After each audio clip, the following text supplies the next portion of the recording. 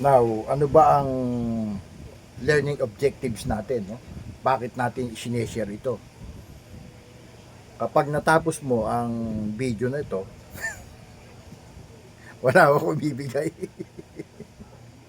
Pero ito po ang inyong takeaways, no? Ang inyong take home. No? May papaliwanag natin kung anong kahulugan ng risk assessment. Na yan nga po ang ating topic. Mauunawaan natin ang kahalagahan ng pagsusuri sa mga panganib, no? Napaka-importante yan sa ating mga security guard, lalo na sa mga bagong gwardiya, at matukoy natin yung antas ng panganib gamit yung tinatawag na likelihood at severity, no? Ano ba yung likelihood at severity? Mamaya dadaanan natin. Magamit natin ng risk matrix, no? O matrix sa pagtataya ng panganib. Mamaya dadaanan din natin yan. At sumatotal, makapag-recommenda tayo ng mga naangkop na control measures, lalo na sa mga security officers, no? Batay sa antas ng panganib na ating nakita, no? Sa inyong mga AOR, sa inyong mga detachment, no? At ito nga yung module 2 nung nakaraan na ating i-share, natutunan natin kung paano tukuyin yung mga hazard saka yung risk, no? Sa lugar ng ating mga trabaho. Ngunit hindi po lahat ng hazard ay pare-pareho, no? Ng antas ng panganib. Iba-iba po siya. Iba-iba ng type, iba-iba ng uri, no? Dahil may mga hazard po na sabihin natin mababa yung posibilidad na mangyari. At mayroon naman pong mga hazard na maaari magdulot ng malawakang pinsala o damages, no? Kung hindi natin to maaagapan. Kaya dito na po pumapasok yung tinatawag na ito yon, kahalagahan ng risk assessment, na ito nga po yung ating pag-aaralan ngayon. Sa ating mga security guard, tandaan natin, not all hazards are equal, no? Hindi sila pare-parehas. Some hazards require immediate action, no? While others require monitoring, no? Titingnan lang natin. Pero meron talagang mga hazards kailangan action kaagad. Now, what is risk assessment, no? Ano yung risk assessment? Kape muna tayo. Baka lumamig eh. Risk assessment is the process of evaluating the likelihood, no? Yung posibleng mangyari, no? Posibilidad na mangyari, and severity of harm arising from a hazard. Sa layman's term, no? O simpleng paliwanag, ito po yung proseso, no? Ng pagsusuri kung gaano kalaki yung posibilidad na mangyari ang isang aksidente at kung gaano nga kalaki ang magiging epekto nito. Yan po yung ating tinatalakay ngayon sa mga ngayon pa lamang mga kapanaod. Kasi po, hindi po sapat na nakikita lamang natin yung hazard. Of course, yung mga security personnel, no? Pag nagro-rubing, no? Hindi sapat na nakita nyo lang. Kailangan din nating malaman, kailangan ninyong malaman gaano ito kapanganib, gaano rin kalaki ang magiging epekto nito. Kailangan ba itong aksyon ng kaagad? Madali lang yun, report lang yun, no? So, by simply knowing the risk assessment, ito yun, bakit importante ang risk assessment, no? Bakit mahalaga ang risk assessment?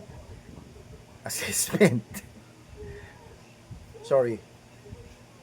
Ano ang mga benepisyo nito? Ano yung magiging pakinabangan kung matutunan natin ito?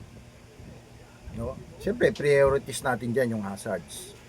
Prevents accidents. Then, supports decision making, improves safety planning, reduces losses. Importante yan. No? Para hindi nagiging insurance ng security agency, no? And enhances organizational safety, no? Kaya from time to time, no? Sometimes every 2 years, 3 years, nag-enhancement ng mga security.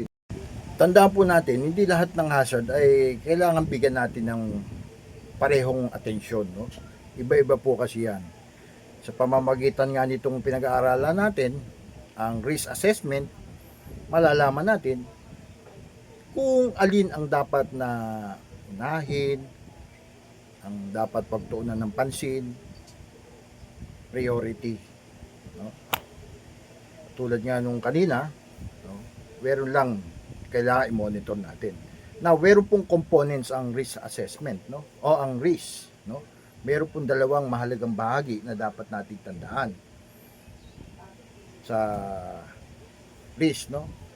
Una po yung tinatawag na yung kanina binanggit ko, no, yung likelihood, no, yung posibilidad na pwedeng mangyari, at kalawa yung severity, no.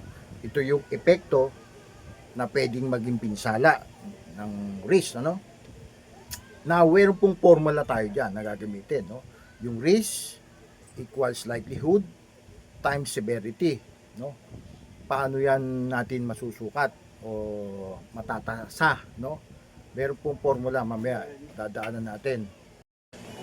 Now, yung antas po ng panganib ay nakabatay po yan sa dalawang bagay, no? Una, yung likelihood, no? Gaano kalamang na mangyari, no? Yung risk, no? At ikalawa nga, yung severity, no? Gaano kalaki yung pinsala kapag nangyari yung risk, no? So natatandaan sana ninyo, no? Nakakasunod tayo, no? Now yung likelihood, ito nga po yung posibilidad na pwedeng mangyari yung risk, no? Meron po yung tinatawag na rating, no? 1, 2, 3, 4, 5. Isa-isay natin. Ano ba yung rating yan? Ano description yan? O, magsulat na kayo mga kasikyo, no? Yung number 1, rare, no? Rare. Number 2, unlikely, no? Unlikely. Sana nakakasunod kayo. Number 3, possible. Number 3, possible, ha? Number 4, likely, no? Likely. And number 5, almost certain. Sana nasusubaybayan nyo. Sana nagte-take note kayo. Now, kapag sinuri natin ang likelihood, ang tinatanong natin dyan, gaano kadalas o gaano kalamang na mangyari yung risk, no? Halimbawa, ang pagkadulas sa basang sahig ay mas mataas ang posibilidad kaysa tamaan ng kidlat sa loob ng opisina. Yan ang ano yan, malapit-lapit na example, no? Yung severity naman, ito yung antas ng epekto, no?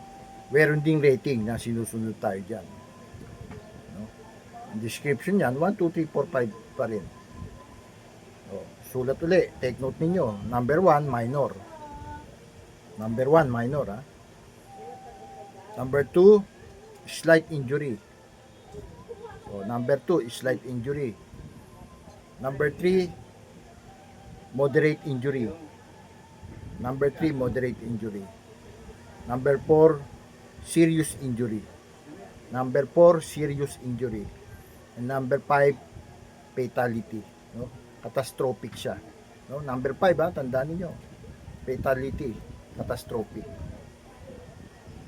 Hindi lahat ng aksidente ay pareho po ng epekto. Kasi po, may mga aksidente na simpleng gasgas lamang. Hindi kamukha na nangyari sa akin. Mayroon ding maaring magdulot ng permanenteng kapansanan o minsan nga fatal, no? Nakamamatay.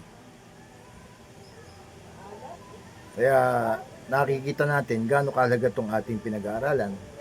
Now, yung kanina, yung nabanggit ko, no, yung risk matrix ng risk assessment. Where din tayo sinusunod dyan. Sa risk matrix, ganun pa rin, no? 1, 2, 3, 4, 5. Pero, meron pa baba, 5, 4, 3, 2, 1. Mamaya, makikita nyo sa screen, ipa-flash ko. No, yung severity, 1, 2, 3, 4, 5. Tapos, sa pababa, 5, 4, 3, 2, 1. Pero yung 1, 2, 3, 4, 5 na yon, gaya na nakikita nyo sa screen, 5, 10, 15, 20, 25, 4, 8, 12, 16, 20. Yan. Tignan nyo lang yun sa monitor nyo, no? 3, 6, 9, 12, 15, 2, 4, 6, 8, 10. Tapos sa pinaka-bottom, sa ibaba, 1, 2, 3, 4, 5. Now, para mas maintindihan ninyo, yung risk levels, no? Yung nasa monitor, nasa screen na pinakita ko kanina, yung 1 to 5, yan yung low risk, no? Then 6 to 10, moderate. Moderate yung risk, no? 11 to 15, high risk na yan, no? Medyo delikado na talaga yan. 16 to 25, extreme risk. Yan po yung matrix na pinakita natin, no? Kaya ang risk matrix ay ginagamit upang masukat po yung antas ng panganib at malaman natin kung ano ang dapat nating i-priority o unahin, no? Halimbawa, example ng risk.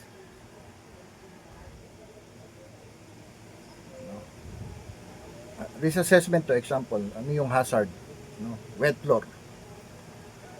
Ano assessment natin diyan? Halimbawa, likelihood niya mga 4, no? Tapos ang severity niya 3. So ang risk score mo 12.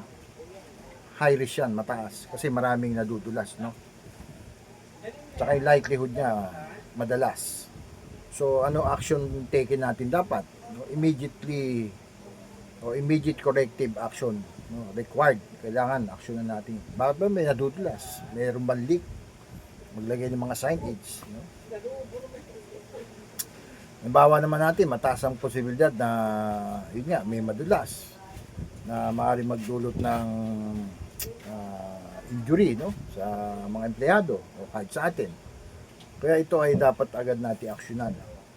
Yun yung kinikwento ko kanina, na hindi lahat dapat pansinin, monitor lang, pero merong dapat aksyon ng kaagad. So security risk assessment naman tayo. Ano ang hazard? Halimbawa, unauthorized entry, mga tailgating.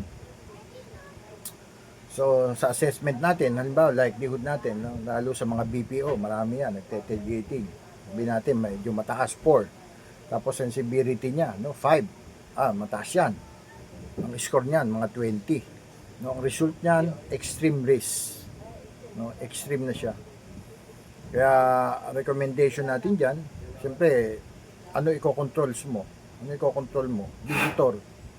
Kaya, visitor management, control mo, access control, security patrol, kailangan, paigtigin.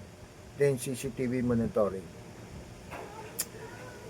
Bilang tayo, mga security guard, no? Mahalagang atin pong matutunan, no? Dapat marunong tayong magsagawa ng security risk assessment.